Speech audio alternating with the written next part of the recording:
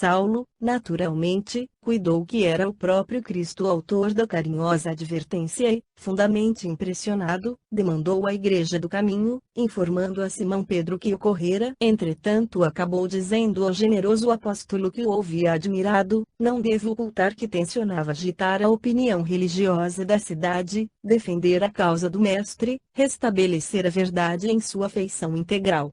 Enquanto esse pescador escutava em silêncio, como a reforçar a resposta, o novo discípulo continuava: Estevão não se entregou ao sacrifício.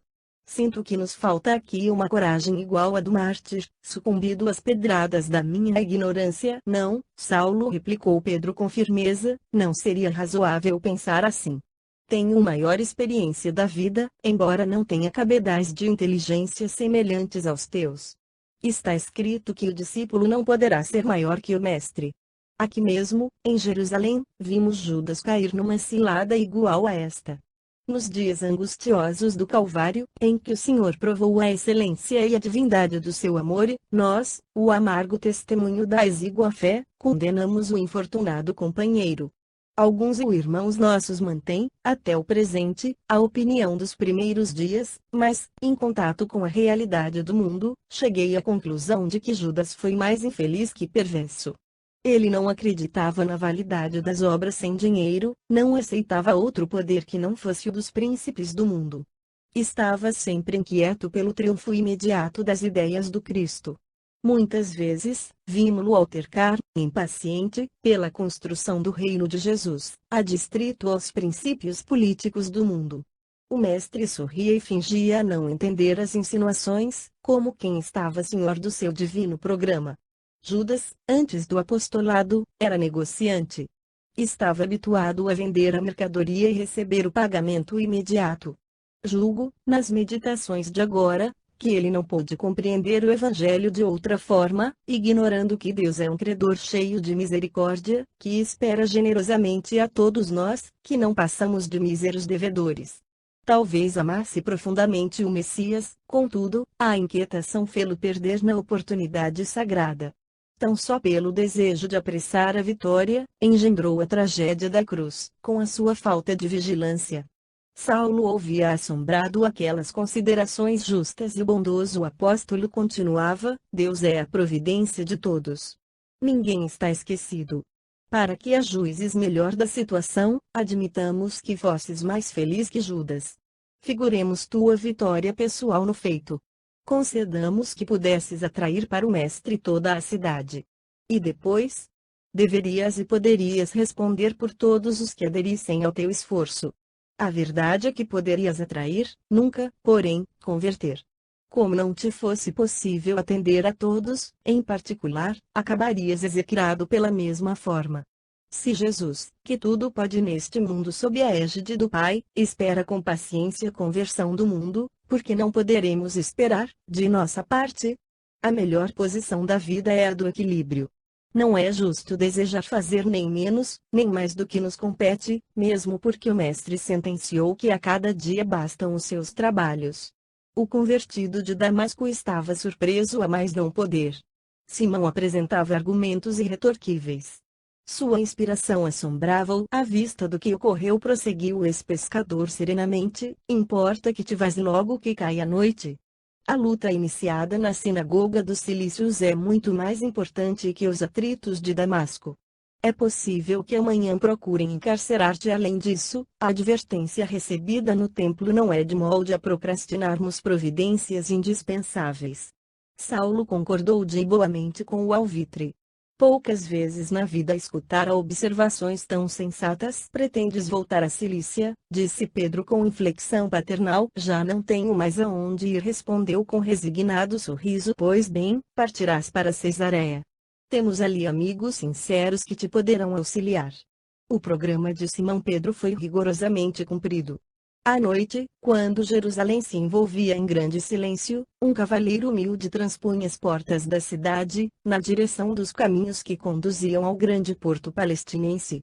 Torturado pelas apreensões constantes da sua nova vida, chegou a Cesareia decidido a não se deter ali muito tempo. Entregou as cartas de Pedro que o recomendavam aos amigos fiéis. Recebido com simpatia por todos, não teve dificuldades em retomar o caminho da cidade natal. Dirigindo-se agora para o cenário da infância, sentia-se extremamente comovido com as mínimas recordações. Aqui, um acidente do caminho a sugerir cariciosas lembranças, ali, um grupo de árvores envelhecidas a despertarem especial atenção. Várias vezes, passou por caravanas de camelos que lhe faziam relembrar as iniciativas paternas. Tão intensa lhe fora a vida espiritual nos últimos anos, tão grandes as transformações, que a vida do lar se lhe figurava um sonho bom, de há muito desvanecido. Através de Alexandre, recebera as primeiras notícias de casa. Lamentava a partida de sua mãe, justamente quando tinha maior necessidade da sua compreensão afetuosa, mas entregava a Jesus os seus cuidados, nesse particular. Do velho pai não era razoável esperar um entendimento mais justo.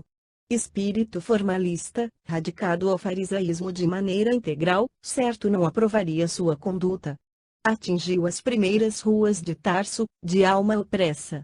As recordações sucediam-se ininterruptas. Batendo à porta do lar paterno, pela fisionomia indiferente dos servos compreendeu como voltava transformado. Os 2 criados mais antigos não o reconheceram. Guardou o silêncio e esperou. Ao fim de longa espera, o genitor foi recebê-lo.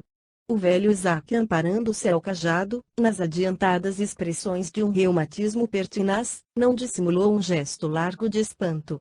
É que reconhecera de pronto o filho. Meu filho, disse com voz enérgica, procurando dominar a emoção. Será possível que os olhos me enganem? Saulo abraçou-o afetuosamente, dirigindo-se ambos para o interior. Isaque sentou-se, buscando penetrar o íntimo do filho, com o olhar percussiente interrogou em tom de censura: será que estás mesmo curado? Para o rapaz, tal pergunta era mais um golpe desferido na sua sensibilidade afetiva. Sentia-se cansado, derrotado, desiludido, necessitava de alento para recomeçar a existência num idealismo maior. Até o pai o reprovava com perguntas absurdas. Ansioso de compreensão, retrucou de maneira comovedora: meu pai, por piedade, acolhei-me. Não estive doente, mas sou agora necessitado pelo Espírito. Sinto que não poderei reiniciar minha carreira na vida sem algum repouso. Estendei-me vossas mãos. Conhecendo a austeridade paterna e a extensão das próprias necessidades naquela hora difícil do seu caminho, o ex-doutor de Jerusalém humilhou-se inteiramente, pondo na voz toda a fadiga que se lhe represava no coração. O ancião israelita contemplou-o firme, solene, e sentenciou sem compaixão: não estiveste doente. Que significa então a triste comédia de Damasco? Os filhos podem ser ingratos e conseguem esquecer, mas os pais, se nunca os retiram do pensamento, sabem sentir melhor a crueldade do seu proceder. Não te doeria ver-nos vencidos e humilhados com a vergonha que lançaste sobre nossa casa? Ralada de desgostos, tua mãe encontrou o lenitivo na morte, mas eu? Acreditas-me insensível à tua deserção? Se resisti, foi porque guardava a esperança de buscar Jeová, supondo que tudo não passasse de mal entendido, que uma perturbação mental houvesse atirado contigo na incompreensão e nas críticas injustificáveis do mundo. Criei-te com todo o desvelo que um pai, da nossa raça, costuma dedicar ao único filho varão. Sintetizava as gloriosas promessas para nossa estirpe. Sacrifiquei-me por ti, como leite de afagos, não poupei esforços para que pudesses contar com os mestres mais sábios, cuidei da tua mocidade, enchi-te com a ternura do coração e é desse modo que retribuis as dedicações e os carinhos do lar? Saulo podia enfrentar muitos homens armados, sem abdicar a coragem desassombrada que lhe assinalava as atitudes. Podia verberar o procedimento condenável dos outros, ocupar a mais perigosa tribuna para o exame das hipocrisias humanas, mas, diante daquele velhinho que não mais podia renovar a fé, e considerando a amplitude dos seus sagrados sentimentos paternais, não reagiu e começou a chorar. Choras, continuou o ancião com grande secura, mas eu nunca te dei exemplos de covardia. Lutei com heroísmo nos dias mais difíceis, para que nada te faltasse. Tua fraqueza moral é filha do perjúrio, da traição. Tuas lágrimas vêm do remorso inelutável. Como enveredaste, assim, pelo caminho da mentira execrável. Com que fim engendraste a cena de Damasco para repudiar os princípios que te alimentaram do berço? Como abandonar a situação brilhante do rabino de quem tanto esperávamos, para arvorar-se em companheiro de homens desclassificados, que nunca tiveram a tradição amorosa de um lar? Ante as acusações injustas, o moço tarsense soluçava, talvez pela primeira vez na vida. Quando soube que ias desposar uma jovem sem pais conhecidos, prosseguia o velho implacável, surpreendi-me e esperei que te pronunciasses diretamente. Mais tarde, Dalila e o marido eram compelidos a deixar Jerusalém precipitadamente, ralados de vergonha com a ordem de prisão que a sinagoga de Damasco requisitava contra ti. Várias vezes conjeturei se não seria essa criatura inferior, que elegeste, a causa de tamanhos desastres morais. Há mais de 3 anos levanto-me diariamente para refletir no teu criminoso proceder em detrimento dos mais sagrados deveres. Ao ouvir aqueles conceitos injustos a pessoa de Abigail, o rapaz cobrou ânimo e murmurou com humildade: meu pai, essa criatura era uma santa. Deus não a quis neste mundo. Talvez, se ela ainda vivesse, teria eu o cérebro mais equilibrado para harmonizar a minha nova vida. O pai não gostou da resposta, embora a objeção fosse feita em tom de obediência e carinho. Nova vida, glosou irritado. Que queres com isso dizer? Saulo enxugou as lágrimas e respondeu resignado: quero dizer que o episódio de Damasco não foi ilusão e que Jesus reformou minha vida. Não poderias ver em tudo isso rematada loucura, continuou o pai com espanto. Impossível, como abandonar o amor da família, as tradições veneráveis do teu nome, as esperanças sagradas dos teus, para seguir um carpinteiro desconhecido. Saulo compreendeu o sofrimento moral do genitor quando assim se exprimia.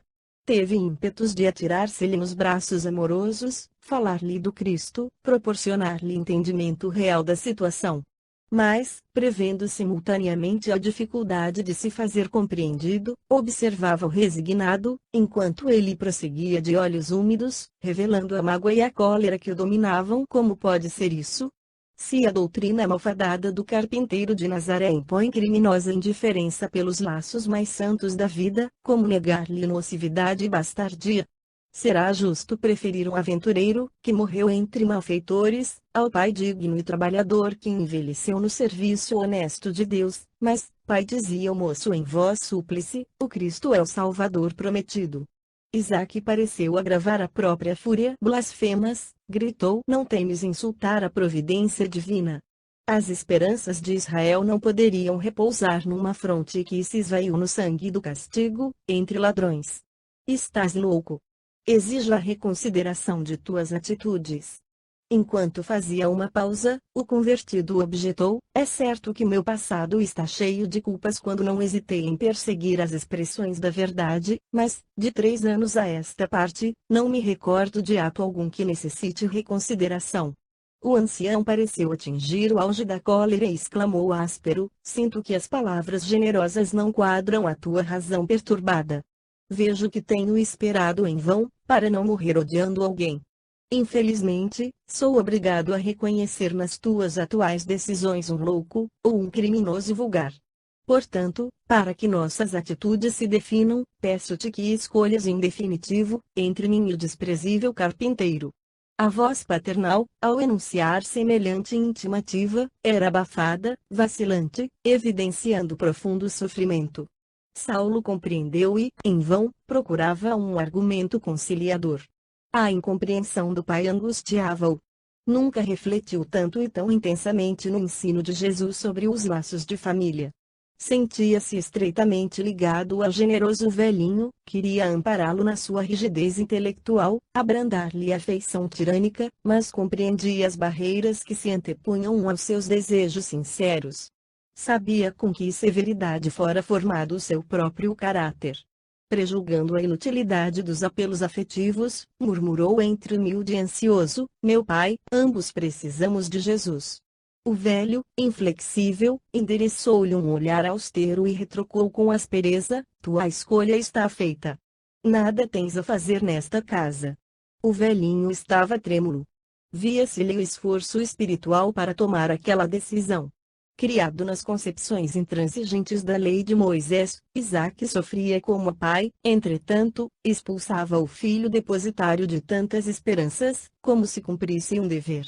O coração amoroso sugeria-lhe piedade, mas o raciocínio do homem, encarcerado nos dogmas implacáveis da raça, abafava-lhe o impulso natural. Saulo contemplou-o em atitude silenciosa e suplicante. O lar era a derradeira esperança que ainda lhe restava. Não queria crer na última perda. Cravou no ancião os olhos quase lacrimosos e, depois de longo minuto de expectação, implorou num gesto comovedor que lhe não era habitual: falta-me tudo, meu pai. Estou cansado e doente. Não tenho dinheiro algum, necessito da piedade alheia. E acentuando a queixa dolorosa, também vós me expulsais. Isaque sentiu que a rogativa lhe vibrava no mais íntimo do coração. Mas, julgando talvez que a energia era mais eficiente que a ternura, no caso, respondeu secamente: corrige as tuas impressões, porque ninguém te expulsou. Foste tu, que votaste os amigos e os afetos mais puros ao supremo abandono. Tens necessidades. É com trema justo que peças ao carpinteiro as providências acertadas. Ele que fez tamanhos absurdos, terá poder bastante para valer-te. Imensa dor represou-se no espírito do ex-rabino. As alusões ao Cristo doíam-lhe muito mais que as reprimendas diretas que recebera. Sem conseguir refrear a própria angústia, sentiu que lágrimas ardentes rolavam-lhe nas faces queimadas pelo sol do deserto. Nunca experimentara pranto assim amargo. Nem mesmo na cegueira angustiosa, consequente à visão de Jesus, chorara tão penosamente. Não obstante esquecido numa pensão sem nome, cego e acabrunhado, sentia a proteção do Mestre que o convocara ao seu divino serviço. Guardava a impressão de estar mais perto do Cristo. Regozijava-se nas dores mais acerbas, pelo fato de haver recebido, às portas de Damasco, o seu apelo glorioso e direto. Mas, depois de tudo, procurava, em vão, apoio nos homens para iniciar a sagrada tarefa. Os mais amigos recomendavam-lhe distância. Por último, ali estava o pai, velho e abastado, a recusar-lhe a mão no instante mais doloroso da vida. Expulsava-o. Manifestava aversão por suas ideias regeneradoras. Não lhe tolerava a condição de amigo do Cristo. No pranto que lhe borbulhava dos olhos, recordou-se, porém, de Ananias. Quando todos o abandonavam em Damasco, surgira o mensageiro do Mestre, restituindo-lhe o bom ânimo. Seu pai falara-lhe, ironicamente, dos poderes do Senhor. Sim, Jesus não lhe faltaria com os recursos indispensáveis. Lançando ao genitor um olhar inolvidável, disse humildemente: então, adeus, meu pai. Dizeis bem, porque estou certo de que o Messias não me abandonará. A passos indecisos, aproximou-se da porta de saída. Vagou o olhar nevoado de pranto pelos antigos adornos da sala. A poltrona de sua mãe estava na posição habitual. Recordou o tempo em que os olhos maternos liam para ele as primeiras noções da lei. Julgou divisar-lhe a sombra a lhe acenar com amoroso sorriso. Jamais experimentara tamanho vácuo no coração. Estava só. Teve receio de si mesmo, porquanto jamais se vira em tais conjunturas. Depois da meditação dolorosa, retirou-se em silêncio. Olhou, indiferente, o movimento da rua, como alguém que houvesse perdido todo o interesse de viver. Não dera ainda muitos passos, no seu incerto destino, quando ouviu chamarem-no com insistência. Deteve-se à espera e verificou tratar-se de velho servidor do pai, que corria ao seu encalço. Em poucos instantes, o criado entregava-lhe uma bolsa pesada, exclamando em tom amistoso: vosso pai manda este dinheiro como lembrança. Saulo experimentou no íntimo a revolta do homem velho. Imaginou invocar a própria dignidade para devolver a dádiva humilhante. Assim procedendo ensinaria ao pai que era filho e não mendigo. Dar-lhe-ia uma lição, mostraria o valor próprio, mas considerou, ao mesmo tempo, que as provações rigorosas talvez se verificassem com o assentimento de Jesus, para que seu coração ainda voluntarioso aprendesse a verdadeira humildade. Sentiu que havia vencido muitos tropeços, que se havia mostrado superior em Damasco e em Jerusalém, que dominara as hostilidades do deserto, que suportara a ingratidão dos climas e as canseiras dolorosas, mas que o Mestre agora lhe sugeria a luta consigo mesmo, para que o homem do mundo deixasse de existir, ensejando o renascimento do coração enérgico, mas amoroso e terno, do discípulo. Seria, talvez, a maior de todas as batalhas. Assim compreendeu, num relance, e buscando vencer-se a si mesmo, tomou a bolsa com resignado sorriso, guardou-a humildemente entre as dobras da túnica, saudou o servo com expressões de agradecimento e disse, esforçando-se por evidenciar alegria: Sinésio, conte a meu pai o contentamento que me causou com a sua carinhosa oferta e diga-lhe que rogo a Deus que o ajude. Seguindo o curso incerto de sua nova situação, viu na atitude paterna o reflexo dos antigos hábitos do judaísmo. Como pai, Isaque não queria parecer ingrato e inflexível, procurando ampará-lo, mas como fariseu nunca lhe suportaria a renovação das ideias. Com ar indiferente, tomou leve refeição em modesta locanda. Entretanto, não conseguia tolerar o movimento das ruas. Tinha sede de meditação e silêncio. Precisava ouvir a consciência e o coração, antes de assentar os novos planos de vida. Procurou afastar-se da cidade. Como eremita anônimo, buscou o campo agreste. Depois de muito caminhar sem destino, atingiu os arredores do Tauro. Começava o cortejo das sombras tristes da tarde. Exausto de fadiga, descansou junto de uma das inumeráveis cavernas abandonadas. Muito ao longe, Tarso repousava entre arvoredos. As auras vespertinas vibravam no ambiente, sem perturbar a placidez das coisas. Mergulhado na quietude da natureza, Saulo recuou mentalmente ao dia da sua radical transformação. Lembrou o abandono na pensão de Judas, a indiferença de Sadoc e a sua amizade. Rememorou a primeira reunião de Damasco, na qual suportara tantos apupos, ironias e sarcasmos. Demandara a Palmira, ansioso pela assistência de Gamaliel, a fim de penetrar a causa do Cristo, mas o nobre mestre lhe aconselhara o insulamento no deserto. Recordou as duras dificuldades do tear e a carência de recursos de toda a espécie, no oásis solitário. Naqueles dias silenciosos e longos, jamais pudera esquecer a noiva morta, lutando por erguer-se, espiritualmente, acima dos sonhos desmoronados. Por mais que estudasse o Evangelho, intimamente experimentava singular remorso pelo sacrifício de Estevão, que, a seu ver, fora a pedra tumular do seu noivado futuroso. Suas noites estavam cheias de infinitas angústias. Às vezes, em pesadelos dolorosos, sentia-se de novo em Jerusalém, assinando sentenças iníquas. As vítimas da grande perseguição acusavam-no, olhando assustadas, como se a sua fisionomia fosse a de um monstro. A esperança no Cristo reanimava-lhe o espírito resoluto. Depois de provas ásperas, deixara a solidão para regressar à vida social. Novamente em Damasco, a sinagoga o recebeu com ameaças. Os amigos de outros tempos, com profunda ironia, lançavam-lhe epítetos cruéis. Foi-lhe necessário fugir como criminoso comum, saltando muros pela calada da noite. Depois, buscara Jerusalém, na esperança de fazer-se compreendido.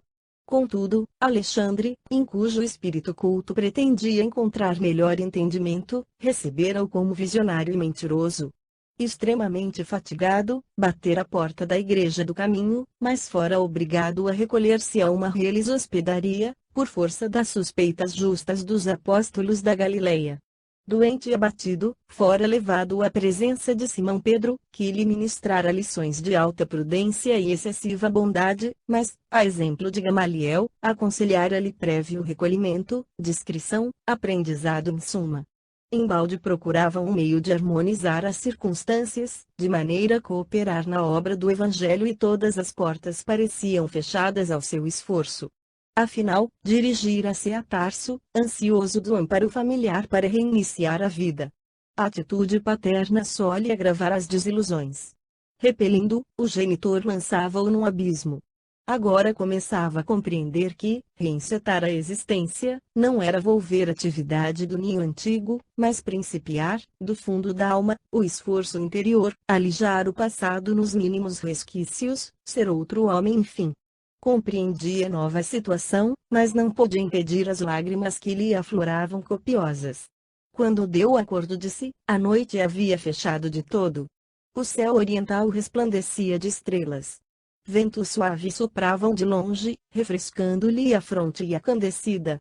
Acomodou-se como pôde, entre as pedras agrestes, sem coragem de eximir-se ao silêncio da natureza amiga. Não obstante prosseguir no curso de suas amargas reflexões, sentia-se mais calmo. Confiou ao mestre as preocupações acerbas, pediu o remédio da sua misericórdia e procurou manter-se em repouso. Após a prece ardente, cessou de chorar, figurando-se-lhe que uma força superior invisível lhe balsamizava as chagas da alma opressa. Breve, em doce quietude do cérebro dolorido, sentiu que o sono começava a empolgá-lo. Suavíssima sensação de repouso proporcionava-lhe grande alívio. Estaria dormindo? Tinha a impressão de haver penetrado uma região de sonhos deliciosos. Sentia-se ágil e feliz. Tinha a impressão de que fora arrebatado a uma campina tocada de luz primaveril, isenta e longe deste mundo. Flores brilhantes, como feitas de névoa colorida, desabrochavam ao longo de estradas maravilhosas, rasgadas na região banhada de claridades indefiníveis. Tudo lhe falava de um mundo diferente. Aos seus ouvidos soavam harmonias suaves, dando ideia de cavatinas executadas ao longe, em harpas e alaúdes divinos. Desejava identificar a paisagem, definir-lhe os contornos, enriquecer observações, mas um sentimento profundo de paz deslumbrava-o inteiramente. Devia ter penetrado um reino maravilhoso, porquanto os portentos espirituais que se patenteavam a seus olhos excediam todo o entendimento. Mal não havia despertado desse deslumbramento, quando se sentiu presa de novas surpresas com a aproximação de alguém que pisava de leve, acercando-se de mansinho. Mas alguns instantes, viu Estevão e Abigail à sua frente, jovens e formosos, envergando vestes tão brilhantes e tão alvas que mais se assemelhavam a péplos de neve translúcida. Mais tarde na segunda epístola aos Coríntios, capítulo 12, versículos de 2 a 4, Saulo afirmava: "Conheço um homem em Cristo que há 14 anos, se no corpo não sei, se fora do corpo não sei, Deus o sabe, foi arrebatado até ao terceiro céu. E sei que o tal homem foi arrebatado ao paraíso e ouviu palavras inefáveis, de que ao homem não é lícito falar." Dessa gloriosa experiência o apóstolo dos gentios extraiu novas conclusões sobre suas ideias notáveis, referentemente ao corpo espiritual, nota de Emanuel. Incapaz de traduzir as sagradas comoções de sua alma, Saulo de Tarso ajoelhou-se e começou a chorar. Os dois irmãos, que voltavam a encorajá-lo, aproximaram-se com generoso sorriso. "Levanta-te, Saulo", disse Estevão com profunda bondade. "Que é isso? Choras?", perguntou Abigail em tom blandicioso. "Estarias desalentado quando a tarefa apenas começa." O moço tarsense, agora de pé, desatou em pranto convulsivo. Aquelas lágrimas não eram somente um desabafo do coração abandonado no mundo. Traduziam um júbilo infinito, uma gratidão imensa a Jesus, sempre pródigo de proteção e benefícios. Quis aproximar-se, oscular as mãos de Estevão, rogar perdão para o nefando passado, mas foi o mártir do caminho que, na luz de sua ressurreição gloriosa, aproximou-se do ex-rabino e o abraçou efusivamente, como se o fizesse a um irmão amado. Depois, beijando-lhe a fronte, murmurou com ternura: "Saulo, não te detenhas no passado. Quem haverá, no mundo, isento de erros? Só Jesus foi puro." O ex-discípulo de Gamaliel sentia-se mergulhado em verdadeiro oceano de venturas. Queria falar das suas alegrias infindas, agradecer tamanhas dádivas, mas indômita emoção lhe selava os lábios e confundia o coração. Amparado por Estevão, que lhe sorria em silêncio, viu Abigail mais formosa que nunca, recordando-lhe as flores da primavera na casa humilde do caminho de Jope. Não pôde furtar-se às reflexões do homem, esquecer os sonhos desfeitos, lembrando-os, acima de tudo, naquele glorioso minuto da sua vida. Pensou no lar que poderia ter constituído, no carinho com que a jovem de Corinto lhe cuidaria dos filhos afetuosos, no amor insubstituível que sua dedicação lhe poderia dar. Mas, compreendendo-lhe os mais íntimos pensamentos, a noiva espiritual aproximou-se, tomou-lhe a destra calejada nos labores rudes do deserto e falou comovidamente: Nunca nos faltará um lar. Tê-lo-emos no coração de quantos vierem à nossa estrada. Quanto aos filhos, temos a família imensa que Jesus nos legou em sua misericórdia. Os filhos do Calvário são nossos também. Eles estão em toda parte, esperando a herança do Salvador. O moço tarcense entendeu a carinhosa advertência, arquivando-a no imo do coração. Não te entregues ao desalento, continuou Abigail, generosa e solícita. Nossos antepassados conheceram o Deus dos exércitos, que era o dono dos triunfos sangrentos, do ouro e da prata do mundo. Nós, porém, conhecemos o Pai, que é o Senhor de nosso coração. A lei nos destacava a fé, pela riqueza das dádivas materiais nos sacrifícios, mas o Evangelho nos conhece pela confiança inesgotável e pela fé ativa ao serviço do Todo-Poderoso. É preciso ser fiel a Deus, Saulo. Ainda que o mundo inteiro se voltasse contra ti, possuirias o tesouro inesgotável do coração fiel. A paz triunfante do Cristo é a da alma laboriosa, que obedece e confia. Não tornes a recalcitrar contra os aguilhões. Esvazia-te dos pensamentos do mundo. Quando hajas esgotado a derradeira gota da posca dos enganos terrenos, Jesus encherá teu espírito de claridades imortais. Experimentando enfim do consolo, Saulo chegava a perturbar-se pela incapacidade de articular uma frase. As exortações de Abigail calar-lhe-iam para sempre. Nunca mais permitiria que o desânimo se apossasse dele. Enorme esperança represava-se, agora, em seu íntimo. Trabalharia para o Cristo em todos os lugares e circunstâncias. O Mestre sacrificara-se por todos os homens. Dedicar-lhe a existência representava um nobre dever. Enquanto formulava estes pensamentos, recordou a dificuldade de harmonizar-se com as criaturas. Encontraria lutas. Lembrou a promessa de Jesus, de que estaria presente onde houvesse irmãos reunidos em seu nome. Mas tudo lhe pareceu subitamente difícil naquela rápida operação intelectual. As sinagogas combatiam-se entre si. A própria igreja de Jerusalém tendia, novamente, as influências judaizantes. Foi aí que Abigail respondeu, de novo, aos seus apelos íntimos, exclamando com infinito carinho: reclamas companheiros concordes contigo nas edificações evangélicas. Mas é preciso lembrar que Jesus não os teve. Os apóstolos não puderam concordar com o Mestre senão com o auxílio do céu, depois da ressurreição e do Pentecostes. Os mais amados dormiam, enquanto ele, agoniado, orava no horto. Uns negaram-no, outros fugiram na hora decisiva. Concorda com Jesus e trabalha. O caminho para Deus está subdividido em verdadeira infinidade de planos. O espírito passará sozinho de uma esfera para outra. Toda elevação é difícil, mas somente aí encontramos a vitória real. Recorda a porta estreita das lições evangélicas e caminha. Quando seja oportuno, Jesus chamará ao teu labor os que possam concordar contigo, em seu nome. Dedica-te ao Mestre em todos os instantes de tua vida. Serve-o com energia e ternura, como quem sabe que a realização espiritual reclama o concurso de todos os sentimentos que enobreçam a alma. Saulo estava enlevado. Não poderia traduzir as sensações cariciosas que lhe represavam no coração tomado de inefável contentamento. Esperanças novas bafejavam-lhe a alma. Em sua retina espiritual desdobrava-se radioso futuro. Quis mover-se, agradecer a dádiva sublime, mas a emoção privava-o de qualquer manifestação afetiva. Entretanto, pairava-lhe no espírito uma grande interrogação. Que fazer, doravante, para triunfar? Como completar as noções sagradas que lhe competia exemplificar praticamente, sem anotação de sacrifícios?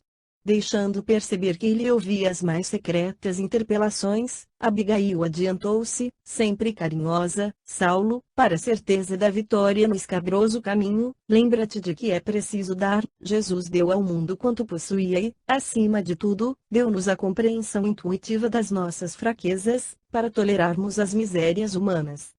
O moço tarcense notou que Estevão, nesse ínterim, se despedia, endereçando-lhe um olhar fraterno. Abigail, por sua vez, apertava-lhe as mãos com imensa ternura. O ex-rabino desejaria prolongar a deliciosa visão para o resto da vida, manter-se junto dela para sempre, contudo, a entidade querida esboçava um gesto de amoroso adeus. Esforçou-se, então, por catalogar apressadamente suas necessidades espirituais, desejoso de ouvi-la relativamente aos problemas que o defrontavam. Ansioso de aproveitar as mínimas parcelas daquele glorioso, fugaz minuto, Saulo alinhava mentalmente grande número de perguntas. Que fazer para adquirir a compreensão perfeita dos desígnios do Cristo? Ama, respondeu Abigail espontaneamente. Mas, como proceder de modo a enriquecermos na virtude divina? Jesus aconselha o amor aos próprios inimigos. Entretanto, considerava quão difícil devia ser semelhante realização. Penoso testemunhar dedicação, sem o real entendimento dos outros. Como fazer para que a alma alcançasse tão elevada expressão de esforço com Jesus Cristo? Trabalha, esclareceu a noiva amada, sorrindo bondosamente. Abigail tinha razão. Era necessário realizar a obra de aperfeiçoamento interior. Desejava ardentemente fazê-lo. Para isso insulara-se no deserto, por mais de 1000 dias consecutivos. Todavia, voltando ao ambiente do esforço coletivo, em cooperação com antigos companheiros, acalentava sadias esperanças que se converteram em dolorosas perplexidades.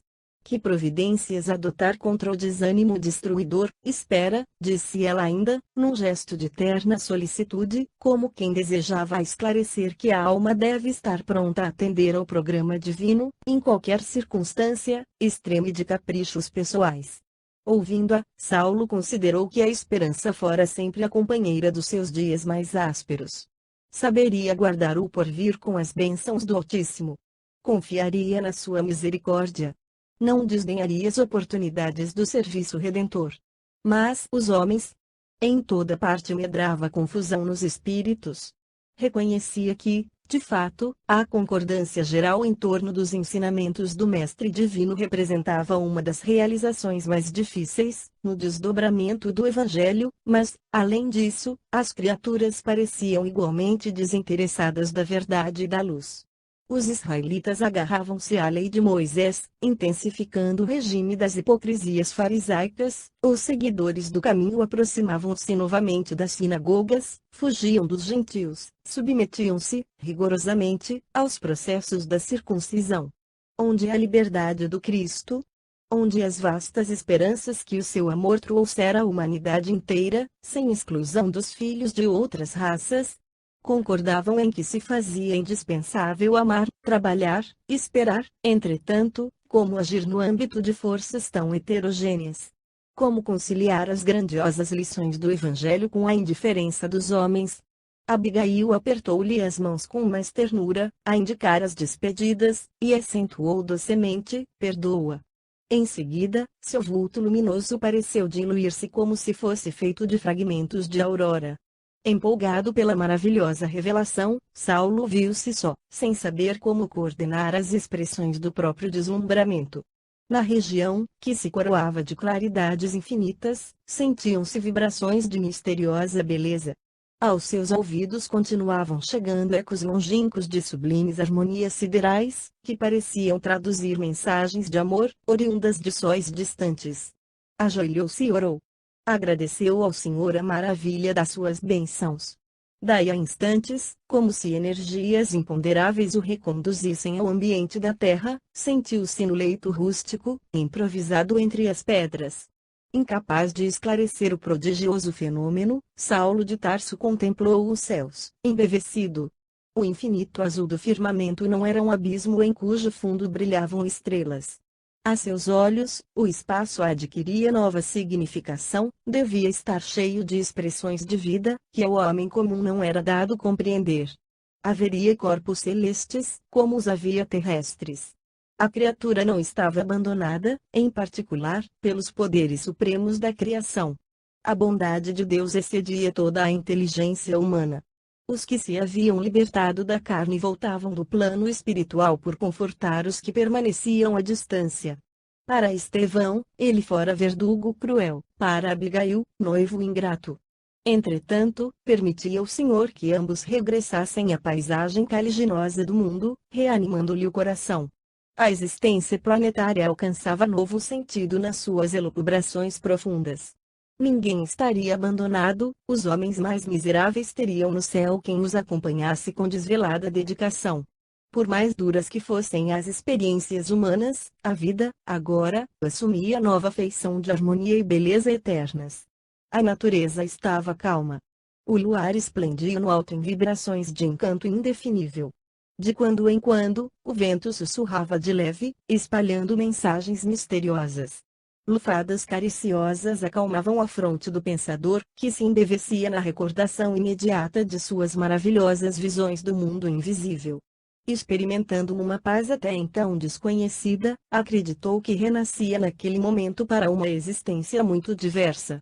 Singular serenidade tocava-lhe o espírito. Uma compreensão diferente felicitava-o para o reinício da jornada no mundo. Guardaria o lema de Abigail, para sempre. O amor, o trabalho, a esperança e o perdão seriam seus companheiros inseparáveis. Cheio de dedicação por todos os seres, aguardaria as oportunidades que Jesus lhe concedesse, abstendo-se de provocar situações, e, nesse passo, saberia tolerar a ignorância ou a fraqueza alheias, ciente de que também ele carregava um passado condenável, que, nada obstante, merecera a compaixão do Cristo. Somente muito depois, quando as brisas leves da madrugada anunciavam o dia, o ex-doutor da lei conseguiu conciliar o sono. Quando despertou, era manhã alta. Muito ao longe, Tarso havia retomado o seu movimento habitual. Ergueu-se encorajado como nunca. O colóquio espiritual com Estevão e Abigail renovara-lhe as energias. Lembrou, instintivamente, a bolsa que o pai lhe havia mandado. Retirou-a para calcular as possibilidades financeiras de que podia dispor para novos cometimentos. A dádiva paterna fora abundante e generosa. Contudo, não conseguia atinar, de pronto, com a decisão preferível.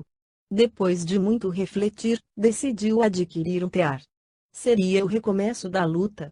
A fim de consolidar as novas disposições interiores, julgou útil exercer em Tarso o mister de tecelão, visto que ali, na terra do seu berço, se ostentara como intelectual de valor e aplaudido atleta. Dentro em pouco, era reconhecido pelos conterrâneos como humilde tapeceiro. A notícia teve desagradável repercussão no lar antigo, motivando a mudança do velho Isaque, que, após deserdá-lo ostensivamente, transferiu-se para uma de suas propriedades à margem do Eufrates, onde esperou a morte junto de uma filha, incapaz de compreender o primogênito muito amado. Assim, durante 3 anos, o solitário tecelão das vizinhanças do Tauro exemplificou a humildade e o trabalho, esperando devotadamente que Jesus o convocasse ao testemunho. 4 primeiros labores apostólicos. Transformado em rude operário, Saulo de Tarso apresentava notável diferença fisionômica. Acentuara-se-lhe a feição de asceta. Os olhos, contudo, denunciando o homem ponderado e resoluto, revelavam igualmente uma paz profunda e indefinível. Compreendendo que a situação não lhe permitia idealizar grandes projetos de trabalho, contentava-se em fazer o que fosse possível. Sentia prazer em testemunhar a mudança de conduta aos antigos camaradas de triunfo, por ocasião das festividades tarcenses. Orgulhava-se, quase, de viver do modesto rendimento do seu árduo labor. Vezes várias, ele próprio atravessava as praças mais frequentadas, carregando pesados fardos de pelo caprino. Os conterrâneos admiravam a atitude humilde, que era agora o seu traço dominante. As famílias ilustres contemplavam-no com piedade. Todos os que o conheceram na fase áurea da juventude, não se cansavam de lamentar aquela transformação. A maioria tratava-o como alienado pacífico. Por isso, nunca faltavam encomendas ao tecelão das proximidades do Tauro. A simpatia dos seus concidadãos, que jamais lhe compreenderiam integralmente as ideias novas, tinha virtude de amplificar seu esforço, aumentando-lhe os parcos recursos. Ele, por sua vez, vivia tranquilo e satisfeito. O programa de Abigail constituía permanente mensagem ao seu coração. Levantava-se, todos os dias, procurando amar a tudo e a todos, para prosseguir nos caminhos retos, trabalhava ativamente. Se lhe chegavam desejos ansiosos, inquietações para intensificar suas atividades fora do tempo apropriado, bastava esperar. Se alguém dele se compadecia, se outros o apelidavam de louco, desertor ou fantasista, procurava esquecer a incompreensão alheia com o perdão sincero, refletindo nas vezes muitas que, também ele, ofendera os outros, por ignorância. Estava sem amigos, sem afetos, suportando os desencantos da soledade que, se não tinha companheiros carinhosos, também não necessitava temer os sofrimentos oriundos das amizades infiéis. Procurava encontrar no dia o colaborador valioso que não lhe subtrai as oportunidades. Com ele tecia tapetes complicados, barracas e tendas, exercitando-se na paciência indispensável aos trabalhos outros que ainda o esperavam nas encruzilhadas da vida. A noite era benção do espírito, a existência corria sem outros pormenores de maior importância, quando, um dia, foi surpreendido com a visita inesperada de Barnabé. O ex-levita de Chipre encontrava-se em Antioquia a braços com sérias responsabilidades. A igreja ali fundada reclamava a cooperação de servos inteligentes. Inúmeras dificuldades espirituais a serem resolvidas, intensos serviços a fazer. A instituição fora iniciada por discípulos de Jerusalém, sob os alvitres generosos de Simão Pedro. O ex-pescador de Cafarnaum ponderou que deveriam aproveitar o período de calma, no capítulo das perseguições, para que os laços do Cristo fossem dilatados. Antioquia era dos maiores centros operários. Não faltavam contribuintes para o custeio das obras, porque o empreendimento grandioso tivera repercussão nos ambientes de trabalho mais humildes. Entretanto, escasseavam os legítimos trabalhadores do pensamento. Ainda, aí, entrou a compreensão de Pedro para que não faltasse ao tecelão de Tarso o ensejo devido. Observando as dificuldades, depois de indicar Barnabé para a direção do núcleo do caminho, aconselhou a procurar o convertido de Damasco, a fim de que sua capacidade alcançasse um campo novo de exercício espiritual. Saulo recebeu o amigo com imensa alegria. Vendo-se lembrado pelos irmãos distantes, tinha a impressão de receber um novo alento. O companheiro expôs o elevado plano da igreja que lhe reclamava o concurso fraterno, o desdobramento dos serviços, a colaboração constante de que poderiam dispor para a construção das obras de Jesus Cristo. Barnabé exaltou a dedicação dos homens humildes que cooperavam com ele. A instituição, todavia, reclamava irmãos dedicados, que conhecessem profundamente a lei de Moisés e o Evangelho do Mestre, a fim de não ser prejudicada a tarefa da iluminação intelectual.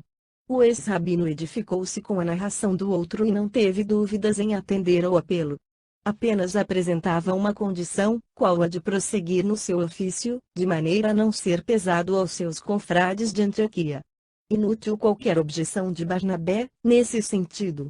Pressuroso e prestativo, Saulo de Tarso em breve se instalava em Antioquia, onde passou a cooperar ativamente com os amigos do Evangelho. Durante largas horas do dia, consertava tapetes ou se entretinha no trabalho de tecelagem. Destarte, ganhava o necessário para viver, tornando-se um modelo no seio da nova igreja. Utilizando o grande cabedal de experiências já adquirido nas refregas e padecimentos do mundo, jamais o viam ocupar os primeiros lugares. Nos Atos dos Apóstolos, vemos-lhe o nome citado sempre por último, quando se referem aos colaboradores de Barnabé. Saulo havia aprendido a esperar na comunidade, preferia os labores mais simples. Sentia-se bem, atendendo aos doentes numerosos. Recordava Simão Pedro e procurava cumprir os novos deveres na pauta da bondade despretensiosa, embora imprimindo em tudo o traço da sua sinceridade e franqueza, quase ásperas. A igreja não era rica, mas a boa vontade dos componentes parecia provê-la de graças abundantes. Antioquia, cidade cosmopolita, tornara-se um foco de grandes devassidões.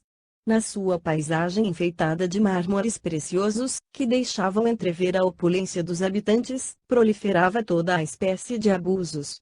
Os fortunosos entregavam-se aos prazeres licenciosos, desenfreadamente. Os bosques artificiais reuniam assembleias galantes, onde criminosa tolerância caracterizava todos os propósitos. A riqueza pública ensejava grandes possibilidades às extravagâncias. A cidade estava cheia de mercadores que se guerreavam sem tréguas, de ambições inferiores, de dramas passionais. Mas, diariamente, à noite, se reuniam, na casa singela onde funcionava a célula do caminho, grandes grupos de pedreiros, de soldados paupérrimos, de lavradores pobres, ansiosos todos pela mensagem de um mundo melhor. As mulheres de condição humilde compareciam, igualmente, em grande número.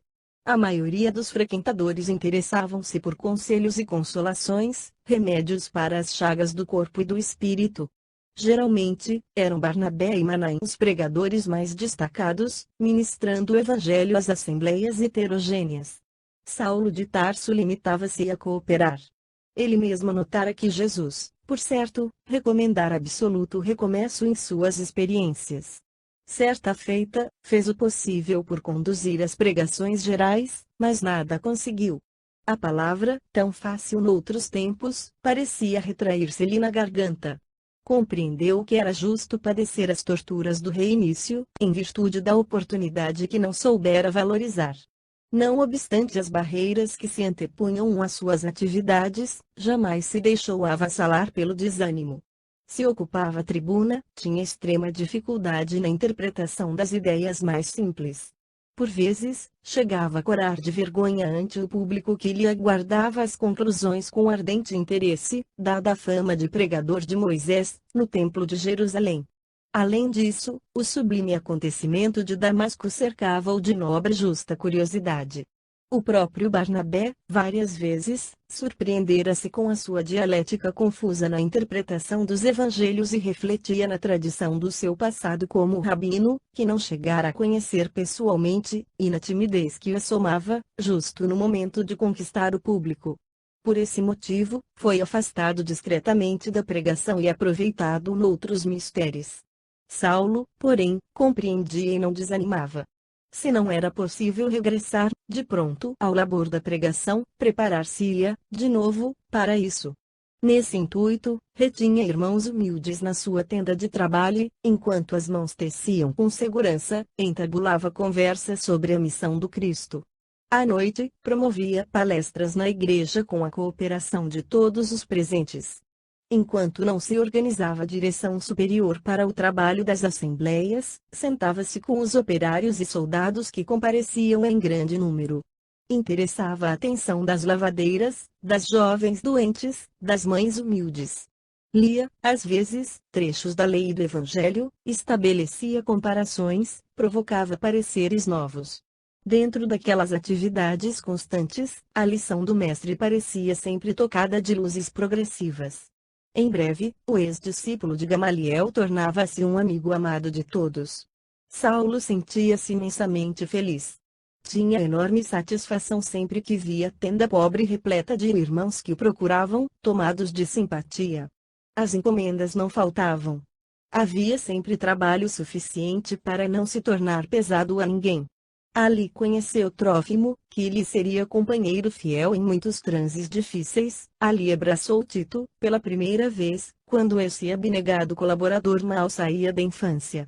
A existência, para o ex-rabino, não podia ser mais tranquila nem mais bela. Era-lhe dia cheio das notas harmoniosas do trabalho digno e construtivo. À noite, recolhia-se à igreja em companhia dos irmãos, entregando-se prazenteiro às lides sublimes do Evangelho. A instituição de Antioquia era, então, muito mais sedutora que a própria igreja de Jerusalém. Vivia-se ali num ambiente de simplicidade pura, sem qualquer preocupação com as disposições rigoristas do judaísmo. Havia riqueza, porque não faltava trabalho.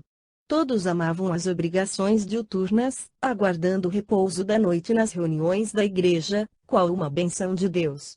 Os israelitas, distantes do foco das exigências farisaicas, cooperavam com os gentios, sentindo-se todos unidos por soberanos laços fraternais.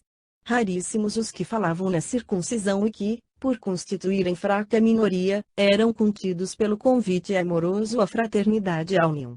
As assembleias eram dominadas por ascendentes profundos de amor espiritual.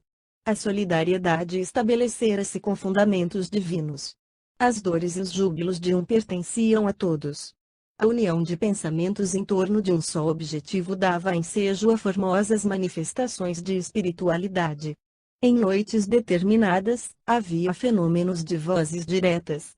A instituição de Antioquia foi um dos raros centros apostólicos onde semelhantes manifestações chegaram a atingir culminância indefinível. A fraternidade reinante justificava essa concessão do céu. Nos dias de repouso, a pequena comunidade organizava estudos evangélicos no campo.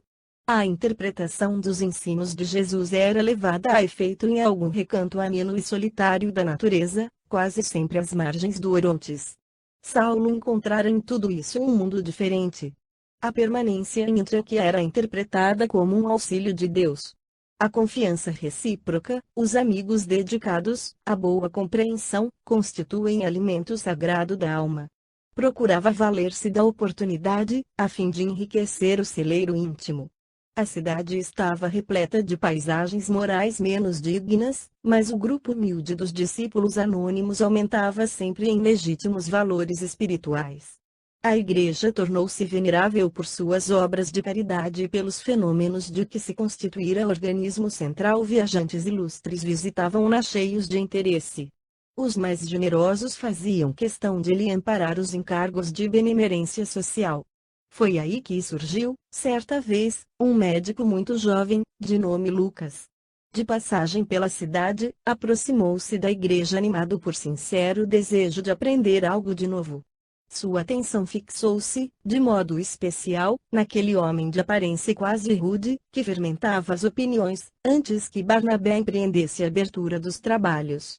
Aquelas atitudes de Saulo, evidenciando a preocupação generosa de ensinar e aprender simultaneamente, impressionaram-no a ponto de apresentar-se ao ex-rabino, desejoso de ouvi-lo com mais frequência. Pois não, disse o apóstolo satisfeito, minha tenda está às suas ordens. E enquanto permaneceu na cidade, ambos se empenhavam diariamente em proveitosas palestras, concernentes ao ensino de Jesus. Retomando aos poucos seu poder de argumentação, Saulo de Tarso não tardou a incutir no espírito de Lucas as mais sadias convicções.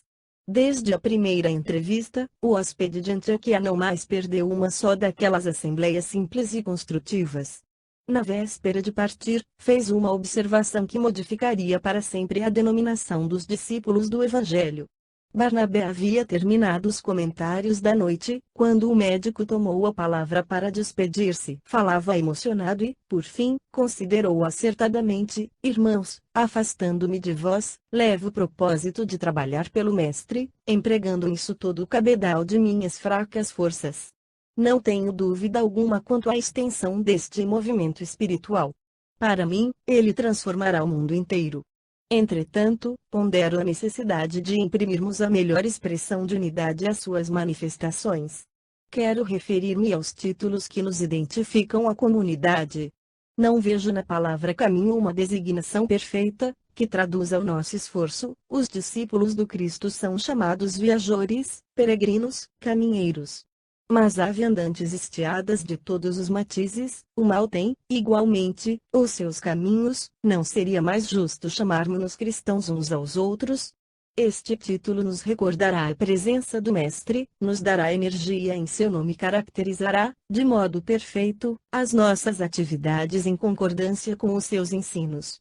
A sugestão de Lucas foi aprovada com geral alegria. O próprio Barnabé abraçou-o, enternecidamente, agradecendo o acertado alvitre, que vinha satisfazer as certas aspirações da comunidade inteira. Saulo consolidou suas impressões excelentes, a respeito daquela vocação superior que começava a exteriorizar-se. No dia seguinte, o novo convertido despediu-se do ex-rabino com lágrimas de reconhecimento. Partiria para a Grécia, mas fazia questão de lembrá-lo em todos os pormenores da nova tarefa. Da porta de sua tenda rústica, o ex-doutor da lei contemplou o vulto de Lucas até que desaparecesse ao longe, voltando ao tear, de olhos úmidos. Gratamente emocionado, reconhecia que, no trato do Evangelho, aprendera a ser amigo fiel e dedicado. Cotejava os sentimentos de agora com as concepções mais antigas e verificava profundas diferenças. Outrora, suas relações se prendiam a conveniências sociais, os afeiçoados vinham e seguiam sem deixar grandes sinais em sua alma vibrátil. Agora, o coração renovara-se em Jesus Cristo, tornara-se mais sensível em contato com o divino, as dedicações sinceras esculpiam-se nele para sempre. O alvitre de Lucas estendeu-se rapidamente a todos os núcleos evangélicos, inclusive Jerusalém, que o recebeu com especial simpatia. Dentro de breve tempo, em toda parte, a palavra cristianismo substitui a palavra caminho. A igreja de Antioquia continuava oferecendo as mais belas expressões evolutivas. De todas as grandes cidades afluíam colaboradores sinceros. As assembleias estavam sempre cheias de revelações. Numerosos irmãos profetizavam, animados do Espírito Santo. Foi aí que Agabo, grande e inspirado pelas forças do plano superior, recebeu a mensagem referente às tristes provações de que Jerusalém seria vítima. Os orientadores da instituição ficaram sobremaneira impressionados.